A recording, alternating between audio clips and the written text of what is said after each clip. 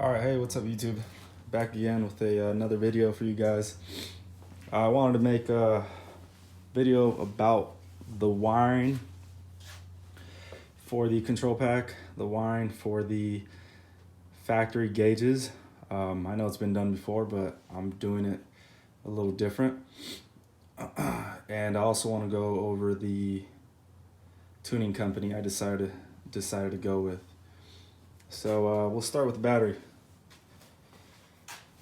Once again, battery on the passenger side. These wires, positive and negative, are the same ones I use for my pushrod 302. This negative, I have it routed down there, and I'll show you where I attached mine. It's a good spot. I'm using the factory hardware for the 4.6. Those are 4.6 mounts with 4.6 hardware. It has a nice stud there, and just went to Home Depot and got some locking washers and a nut. So yeah, that's my negative coming straight from the battery. Positive goes straight to the factory style solenoid right there. So you'll have a few wires. I covered this before. You have one wire going to the alternator, another to the starter, and another to the control pack. So alternator is self-explanatory, just goes down. There's a stud right there. Same thing for starter. You'll have your power wire going to your starter, and this little guy goes also to your starter. There is one more wire below that red one, which goes around the front end this way to this block. This block here is basically just a point where I can hook up all what I need for the interior.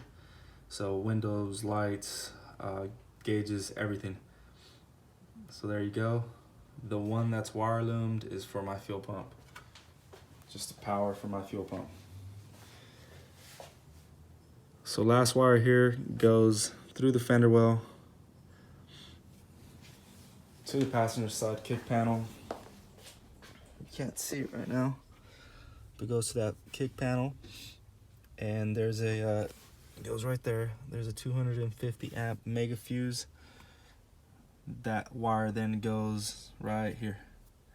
So you need to take off this little cover, and you'll just loosen the bolt and tighten it, and that's what provides power to your control pack fuse box. And that's pretty much it for the power and how to get power to your fuse box for a control pack, and how to get power to your factory fuse box, which we all know is on the driver's side on the Fox bodies. So you need both. So I think I've counted a total of 7 or 8 actual connections that you'll have to make. This one that you see here is a tan with a green stripe. That's just to switch over solenoid and then send power to your starter. I just use the original connection here, and it works fine. So there you go, that's one. Another one, or two others, this orange and black wire are for your fan, and they're labeled from Ford. So orange and black, power is you can see there orange, ground is black. So that's 3. That's simple. All right, out here I think that's it. Okay, again, the kick panel for the passenger side, it's covered, you can't see it, but there is, let's see if I can see it. No, you can't. There is a ground for the control pack, and that's easy. You just put like an eyelid and you just ground it to the body. That's what I did. So that'd be what, 4? We count this power wire as 5. we'll go to the driver's side. My apologies, it's kind of tight in here. The whole swap has been done in this garage. Definitely possible if you have some knowledge of working on cars. So what were we at? 5. You'll have 3. So this starter request is that same wire that I showed you for tan, what was it, tan and green. So this starter request needs to see 12 volts when you're cranking the car, so turning the car over. And that is hooked up to, it's like a pinkish with white stripe wire. Let's see if I can point it out. Not the best quality here, but it definitely will work. This wire. The reason why I cut it is because this wire has been shorted for a very long time, like over 10 years. I just never wanted to chase the problem, so I just ran a wire to that starter solenoid. So yeah, pink and white, 12 volts when cranking, starter request. The other one is, okay, ignition relay trigger. Yeah, it's gonna read ignition relay trigger. Let's see. There you go. This has to see 12 volts at all times. And that will be that red wire with the green stripe. And that's about it down here to get the car started. If you look at my other videos, there's a wire in here. It's a 10 gauge wire for my fuel pump, to power the fuel pump. In here, there's a circuit breaker. It's a 30 amp circuit breaker. Then at the back of the hatch, I have a relay to turn on my fuel pump. And there's a signal wire, which I hid. You can't see it. There's a signal wire, which I hid. It's green. It's labeled fuel pump. If I'm not mistaken, it's labeled fuel pump relay. And you just, I can make a video how to wire a relay. Neo Mustangs has a good video on how to wire a relay and provide more voltage to your fuel pump. That's where I got the idea from. The only difference is the control pack is sending out the signal to turn over that relay and then send power to the fuel pump. I think with Fox bodies, if you want to wire it so you don't have a Coyote Swap, you have to get the signal from, I believe it's when you turn the key on, you have to get 12 volts at all times when you turn the key on. That's one way of doing that. But for Coyotes, you'll already have a designated wire for your fuel pump relay, and you just tap that in. So yeah, it's about 7 or 8 wires that you actually have to mess with. Not tough. This obviously is going to get tucked in. It already was, but once I got the Lund tune and the nGauge, I decided to hook up my RPM for the stock tack. What else? Yeah, not tough to wire this thing. Obviously, this is I've covered it before. It's a Gen 1 truck engine with a Gen 1 control pack.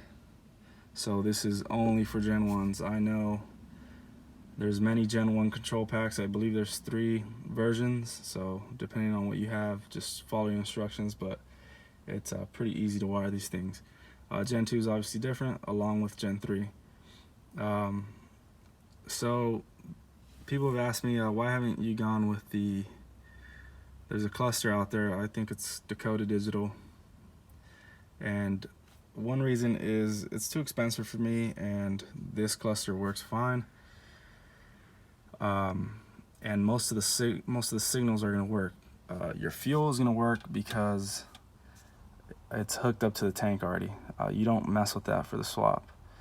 Mile per hour works for this car because it has a TKO. So if you had a TKO transmission, TKX, the new one that just came out, something with a speedo gear, you're still gonna get your mile per hour. LMR sells different gears, so you can dial in your speed, the correct speed. What else do we have? Battery voltage. As long as you have power going to this fuse box, which were those two connections that I showed you on the driver's side, that voltage meter is gonna work. Okay, so coolant, what do we have? Coolant, oil, and tack. Covered coolant and oil. It's pretty easy.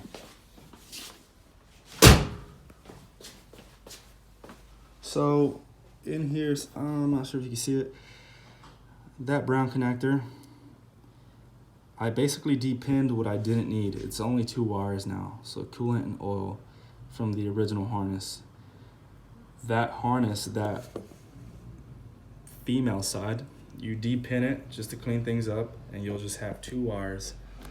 So you can't see it, but it's routed. It's this guy right here. There's just 2 wires running in there, and it's hidden. It's just routed under these coil connectors just to clean things up. And this is where I get my coolant temp. A lot of people say, well, yeah, that's not accurate. The stock gauges aren't accurate. They're accurate enough for me. And I verified that with the nGauge, because the nGauge gets ECT from the head, I think, the cylinder head, so that's close enough. So oil pressure, same thing. That wire from that factory connector comes all the way down here, and I'm using this is my old oil pressure sending unit, and it just screwed right in, same thread. Keep in mind, these are dummy, I like to call them dummy sensors. It's just a 1-wire sensor. It basically just goes straight to the gauge, and it tells the gauge, hey, I have a signal or I don't. It's not going to give you, obviously, if you hooked up that sensor, it probably wouldn't give you accurate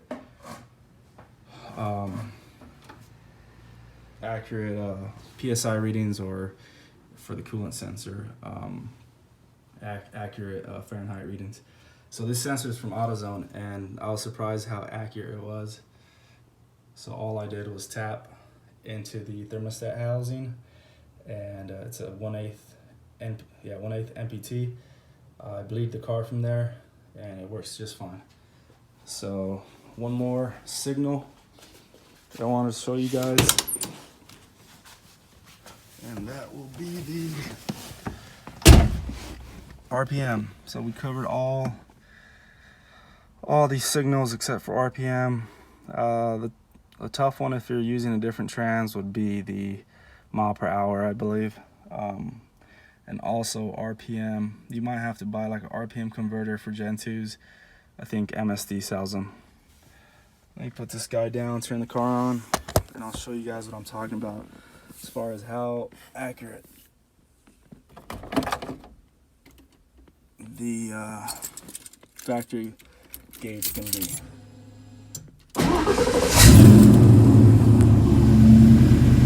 So yeah, we'll need some water in the reservoir. We'll let it idle down, and I'll show you guys what I'm talking about. So we're at about 1,000 right there.